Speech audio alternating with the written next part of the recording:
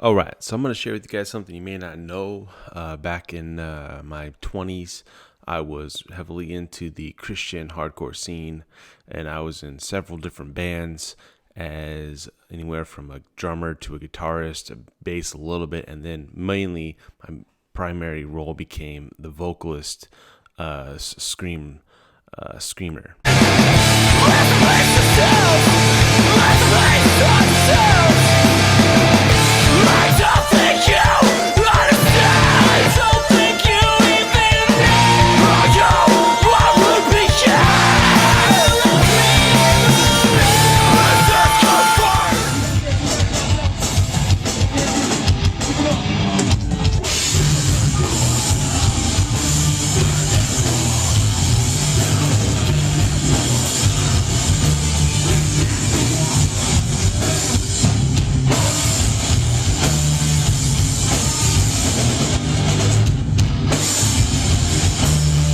So I got saved in a church, met some guys who are into that kind of thing, joined the bands, and I really enjoyed it for the time that I did it, maybe 10, 12 years or so, of a kind of a, seeking professional career of music, but didn't ultimately end up getting there. So it's not easy being in a band and keeping five guys together to do something that is a dream that potentially could become a reality, but isn't always likely. So reality sets in. Anyway, I had the opportunity, though, in the last band I was in, Connolly, which was a preformed band that just needed a new vocalist that I joined on, who had already made friends with O Sleeper, and they had come out, played shows at Chain Reaction in Orange County, and my bandmates there had put them up in their place to stay when they were in town. So O Sleeper was kind enough to invite us out to Texas and played a show with them in Fort Worth. They give us a good slot. We got a good paycheck out of it. They really took care of us. We stayed the night there over there with Shane, the guitarist, in his place. His parents were super hospitable. They batched up a humongous batch of breakfast burritos for all of us. It was insanely generous. Really just a cool experience overall meeting these guys. But the reason I share all that is just because on my channel I haven't really put that out there yet. So that's because I want to share this reaction to their new song, The Island, and this is off their new album that is set to release July 12th, Bloodied and Unbound. Bloody Unbound. So I know Micah is quite the lyricist. In fact, when we were hanging out with the guys, I remember them saying something to the effect that they didn't choose Micah to be in the band because he was the greatest vocalist. But if you've heard him at all, you know that he is a great vocalist. They said that they brought him on because they were looking for a lyricist, and that's exactly what he is. And they are an outspoken Christian band on Solid State Records. They were back when I played with them, and they have been ever since I've known. I don't know if the whole band entirely is made up of Christians or not, but I do know that the guys that we hung out with, Micah and these guys, they claim to be Christians. So we talk a lot about their faith and things like that in their lyrics. So that all being said, without further ado, this is my first time hearing this song. Actually, it's a raw reaction, and I'm curious to see what they got going on, because I know the one song that I heard, the first one they dropped, it was a new style kind of vibe coming out, and I really enjoyed it.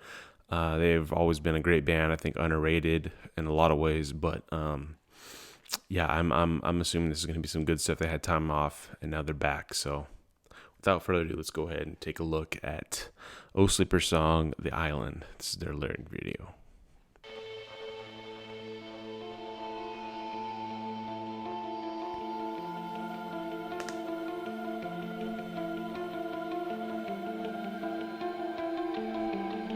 Very melodic so far. Nice creative introduction. Such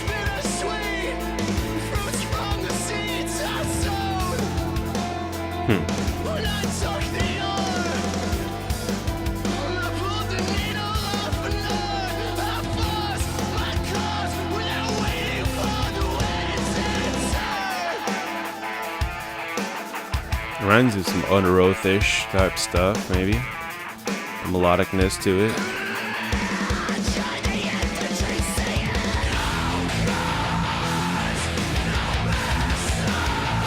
That's heavy.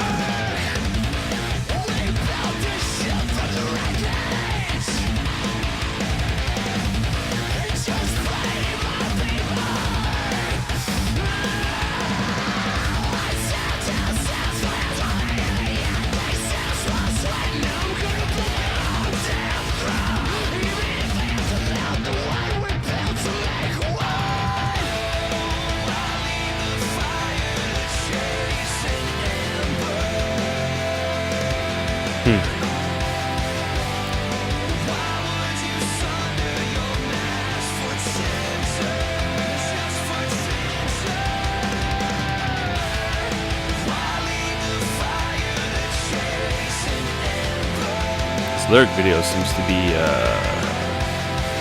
delayed, or the lyrics are rushing, but it's alright. There we go, back on cue.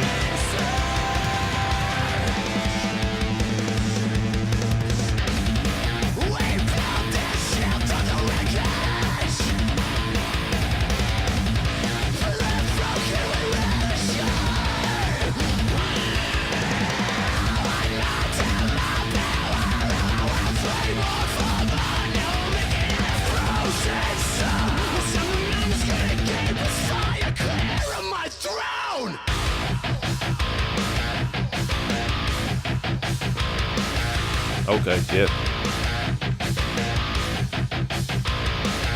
A little genty here. That's cool.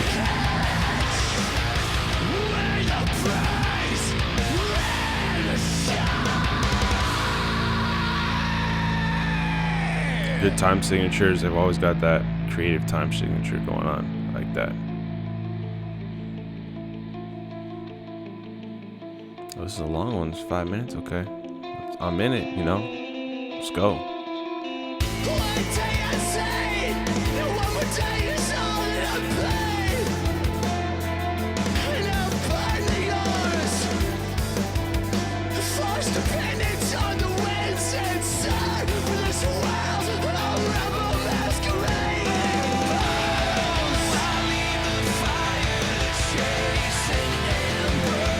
That's an interesting line right there.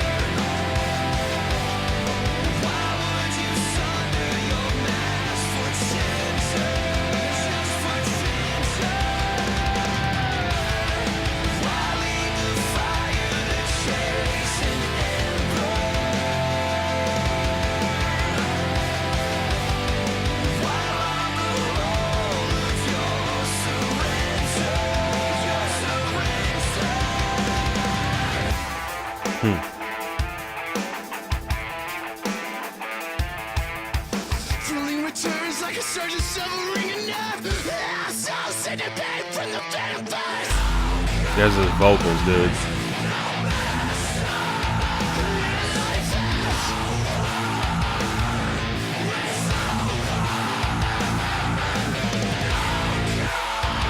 It seems to me like the song is about going apostate, or at least like the world giving up on God, going secular completely.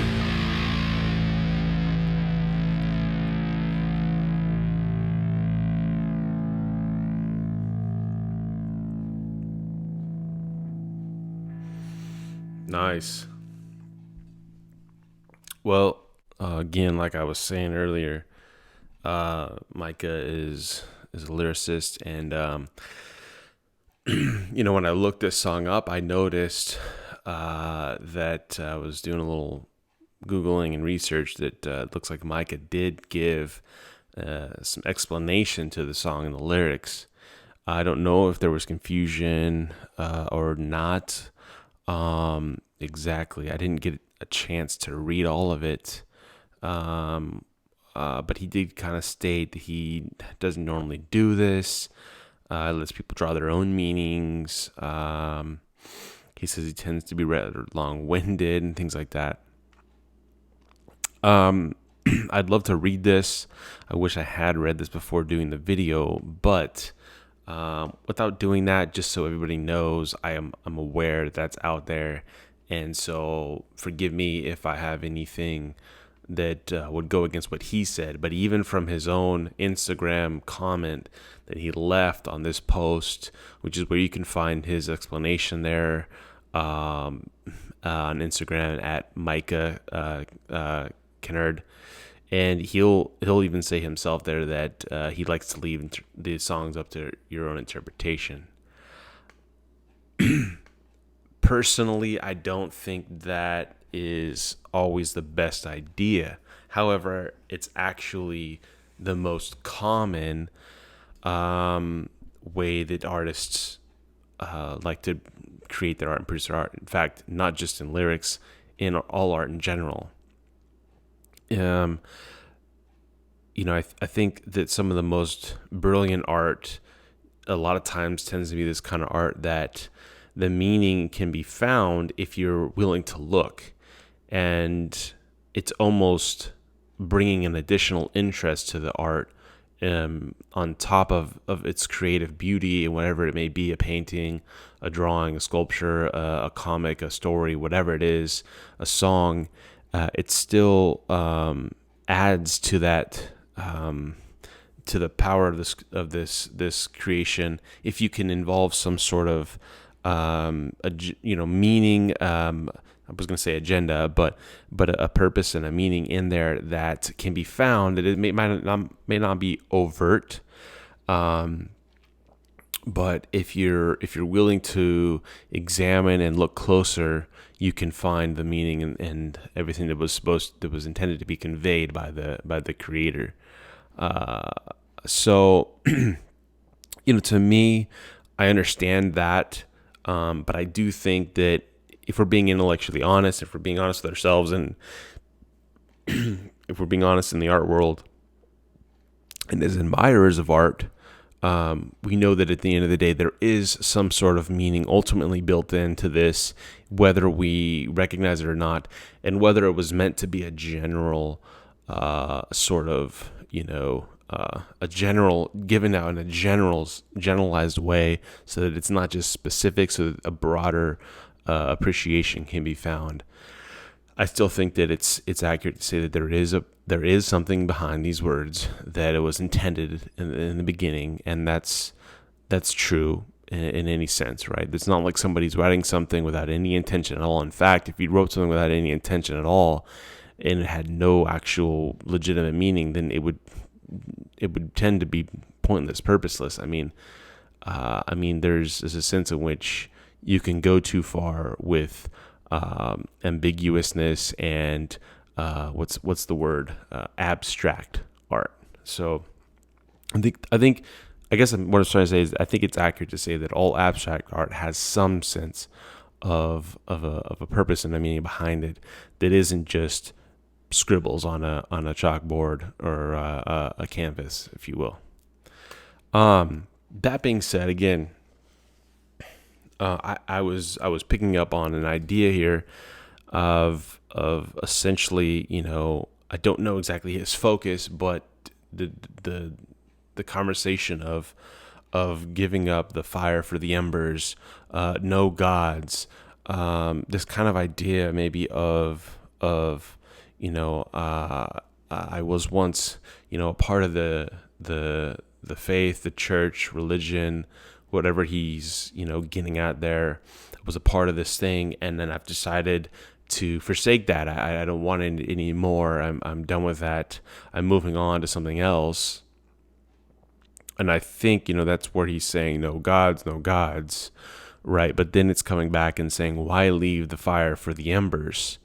The embers being the pieces that have already, these burnt off pieces or something, these pieces that they may have a sense of warmth. They came from the flame. They may be warm in a small sense, but they're not the flame. They're not the central central source of heat and energy and everything that you would actually want to put in the center of your life, of your livelihood, and of your well-being and all that stuff. So, and I think, that's interesting because we do live in a time in which America, and these guys obviously from Texas, recognize that there is an abundance of what's considered to be the nuns, the religious nuns, right? And secularization has become huge. And I think even in, the screamo Christian hardcore scene, we have seen a lot of bands, turn from that path that they were on, turn from those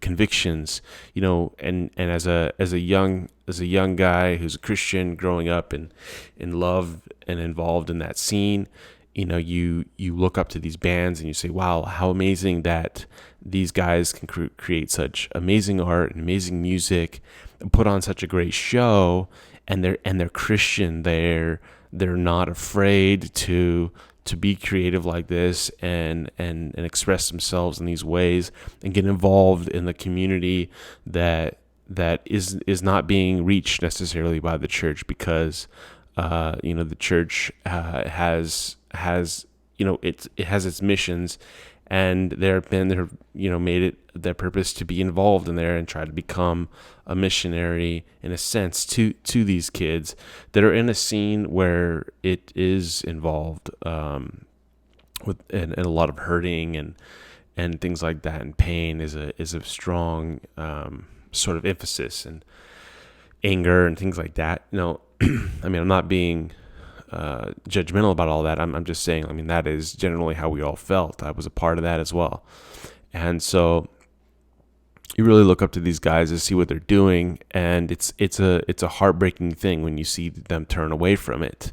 And there's various stories we can think about, we could imagine where these Christian bands that claim Christianity, that had Christian, centralized lyrics and things like that, have divorced themselves from that. And you see that happen, not just in Christian metal bands. You see that happen in all kinds of realms, even in the church, Christian rap, in movies, any kind of realm where you'd find somebody to claim to be a Christian. You can see there are times in history where they have backslidden, turned their backs, and or fallen away completely, never to return. So anyway, I do think that is a very relevant topic and relevant thing to write a song about and sing about. It is depressing, but it's also real, and I think that's always been the powerful draw toward Christian hardcore and Christian metal, is that it was very real. And even though it was talking about things that were very depressing, a lot of people I know who are drawn to that scene, and me myself personally dealt with a lot of depression and a lot of things in life that were hard. And to be a part of a community that had the same experiences and thoughts was comforting. So anyway, I do applaud that, and I hope that it's a certain that's a concept that's similar to that Micah would actually put forward. If I'm totally off base, I might need to make another video just sort of following up and giving his actual purpose behind the lyrics. But at any rate, I don't think that it's them saying that they've turned their backs on God at all. I know I've seen him thank God in his Facebook posts and things like that as of late. So anyway, I hope this was interesting and informative, entertaining, whatever it was. I don't know. Hopefully there's a connection there.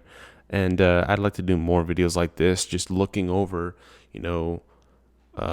songs and lyrics and artists, specifically maybe Christian, because I know myself, there are a lot of Christian artists out there with Christian lyrics, but they're not always necessarily, I don't think, there aren't always necessarily somebody who's going over and talking about like, well, what do the lyrics actually mean here? What are they getting at? What's the theology behind this? I think talking about the theology behind the lyrics is a valuable thing that maybe I can do. I'm a huge theology nerd, and I love to think about, study, and read theology. So maybe that's something I can go ahead and continue to do with different videos, especially if we have bands like this, like Oh Sleeper, making returns, which is awesome. They have a huge tour planned, by the way. If anybody is interested in seeing them live, I don't think you'll have any problem finding a show.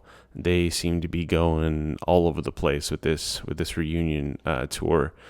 Yeah, so quite the tour for them coming up here, and I wish them all the best and God's blessing. So thank you guys for watching. God bless. See you guys in the next one.